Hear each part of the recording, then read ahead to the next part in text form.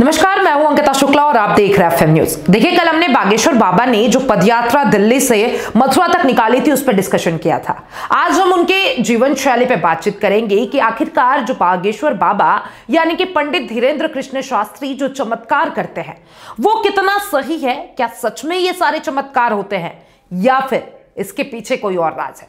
तो चलिए शुरुआत करते हैं। देखिए, आप सब जानते हैं पंडित धीरेन्द्र कृष्ण शास्त्री सनातन धर्म को लेकर काफी मुखरता से अपनी बात रखते हैं। साफ तौर पे वो कहते हैं कि मैं किसी धर्म के खिलाफ नहीं हूं, लेकिन अगर कोई भारत में रह के वंदे मातरम बोलने से हिचकिचाता है तो ऐसे इंसान को पाकिस्तान भेज देना चाहिए। देखिए, कई लोग उनके ये जो बयान होते हैं उसको साफ तौर पे समर्थन देते नजर आते हैं और देखिए कई लोग इसकी आलोचना भी करते हैं। अब देखिए, सबसे इंपॉर्टेंट चीज कि जो पंडित धीरेन्द्र कृष्ण शास्त्री के पास जो सिद्धि है, आखिरकार वो कौन सी सिद्धि है? क्योंकि देखिए, कई लोग तो कहते हैं कि ये कर्ण पिशाचनी की सिद्धि है जिसके तहत पंडित धीरेन्द्र कृष्ण शास्त्री कभी शादी नहीं कर सकते हैं। लेकिन हमने देखा है कि बाबा ने कई बार ये एक्सेप्ट किया है कि वो शादी जरूर करेंगे और देखिए कई सारे इंटरव्यूज में बाबा ने अपनी जो शादी को लेकर उन्होंने कई सारी बातें की हैं। अब शादी की बात कर रहे हैं और उनका एक वीडियो काफी ज्यादा वायरल हुआ था कि वो जल्द ही जया किशोरी के साथ शादी के बंधन में बंधेंगे, लेकिन साफ तौर पर दोनों कथावाचकों ने इस चीज को नकार दिया था, कहा था ऐसा कुछ नहीं है, ये सिर्फ एक पब्लिसिटी स्टंट था, पता नहीं किसने मजाक मजाक में ये सारी चीजें करती थी।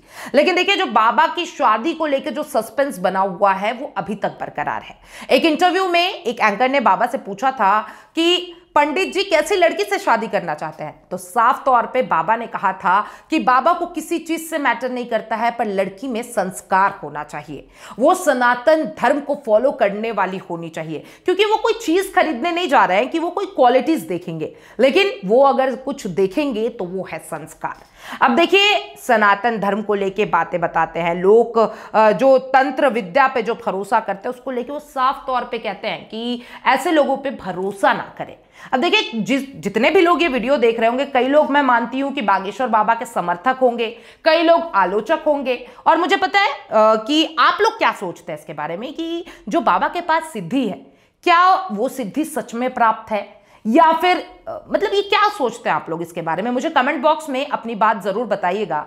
इसके साथ साथ देखिए, बाबा जो कथाओं के बीच बीच में भावुक हो जाते हैं अपने पास्ट को लेकर, साफ तौर पे उन्होंने एक ऐसा जीवन जिया था जिसमें उन्होंने काफी गरीबी को देखा था, काफी नजदीकी से देखा था, 2 वक्त की रोटी खाने में उनको दिक्कत होती थी। लेकिन देखिए, सिद्धि की ही बात कर रही हूं, उनके दादाजी के पास भी ये सिद्धि प्राप्त थी, उनके दादाजी ने उन्हें ये हैंड टू हैंड दिया है। और देखिए, पहले के जमाने में सोशल मीडिया नहीं हुआ करते थे तो ये जो वीडियोस है ये हम तक नहीं पहुंच पाता था। अब देखिए, बागेश्वर बाबा तो कई सालों से गड़ा गांव में बैठकर अपनी सिद्धि लोगों तक दिखा रहे थे या कथा लोगों के घर घर जाके करते थे। लेकिन जैसे ही कोरोना टाइम में हम फ्री हुए, हमने रील स्क्रॉल करना शुरू किया, हमने उन्हें देखना शुरू किया, उन्हें जानना शुरू किया। क्योंकि देखिए, अगर हमारे धर्म की बात करते हैं तो हमारे धर्म में ऐसे कई सारे चमत्कार हैं जिसपे साइंटिस्ट अभी भी विस्तार से बातचीत कर रहे हैं, लेकिन अभी तक कोई उनको प्रूफ नहीं मिल पाया है और वो अभी तक एक रहस्य बन के रह गया है।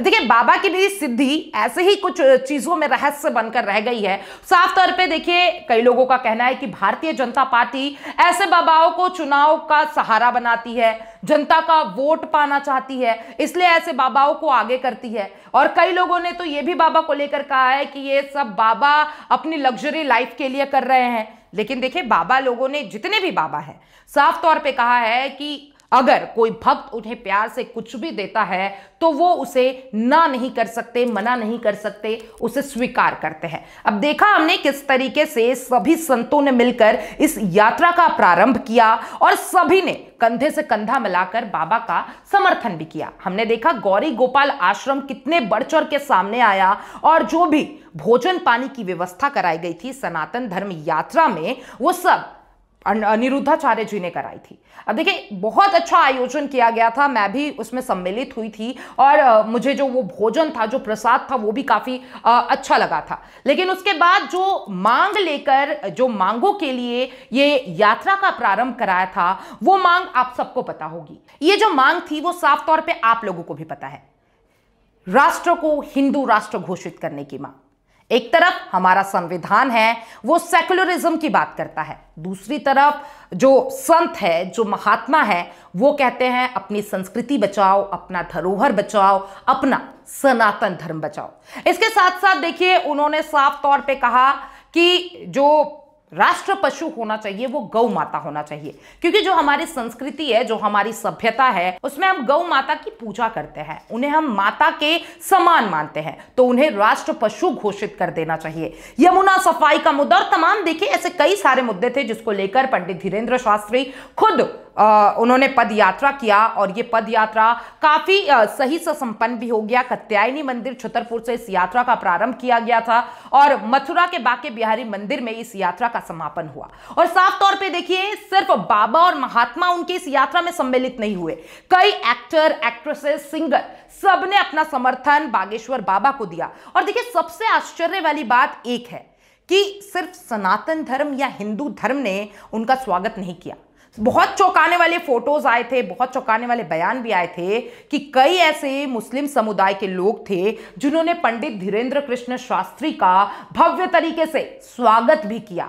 अब देखिए, साफ तौर पे अब ये एक जो पंडित धीरेन्द्र कृष्ण शास्त्री ये जो मांग कर रहा है, ये मांग आगे भी जारी रहेगी। ये जो सनातन धर्म पद यात्रा है, ये दूसरी बार निकाली गई थी और अगर उनकी मांगों पर सरकार सोच विचार नहीं करती है तो पंडित धीरेन्द्र कृष्ण शास्त्री ने साफ तौर पे कह दिया है कि वो आगे भी ऐसी यात्राएं निकालते रहेंगे। अब देखिए, पंडित धीरेन्द्र कृष्ण शास्त्री यात्राएं निकालते हैं और कई ऐसे सोशल काम भी करते हैं। अब देखिए, उनके अन्नपूर्णा रसोई की बात करते हैं। अगर आप बागेश्वर धाम जाते हैं या गड़ा गांव में बागेश्वर धाम का जो मंदिर है, अगर आप वहां जाते हैं, आपको निःशुल्क खाना मिलता है और जो वो खाना है वो काफी अच्छे से ऑर्गेनाइज किया हुआ होता है। इसके साथ साथ देखिए, वो कई सारी लड़कियों का सामूहिक विवाह भी रचाते हैं। देखिए, सोशल वर्क तो कर ही रहे हैं, कैंसर हॉस्पिटल का निर्माण कर दिया और उस कैंसर हॉस्पिटल का जब लोकार्पण हुआ, प्रधानमंत्री स्वयं वो वहां पहुंचे, उन्होंने कैंसर हॉस्पिटल का लोकार्पण किया। वो बच्चों को शिक्षा में भी प्रोत्साहित करते हैं। साफ तौर पे देखिए, कई सारे वो सोशल वर्क करते नजर आ रहे हैं, लेकिन जो उनकी मांग है वो सब कुछ करेंगे, लेकिन अपनी मांगों को लेके बिल्कुल अटल है कि भारत को हिंदू राष्ट्र घोषित कर देना चाहिए। अब देखिए, ये जो हिंदू राष्ट्र घोषित कर देना चाहिए, अब मैं आप पे छोड़ती हूं, आपको क्या लगता है, भारत को हिंदू राष्ट्र घोषित कर देना चाहिए या जो सेक्युलरिज्म की बात होती है, जो हमारा भारत देश है, जो हमारा संविधान है, वो सभी धर्म, सभी चीजों को एक समान देखता है? मुझे कमेंट बॉक्स में अपनी राय जरूर दीजिएगा और तमाम ऐसे अपडेट्स के लिए एफएम न्यूज के साथ बने रहे।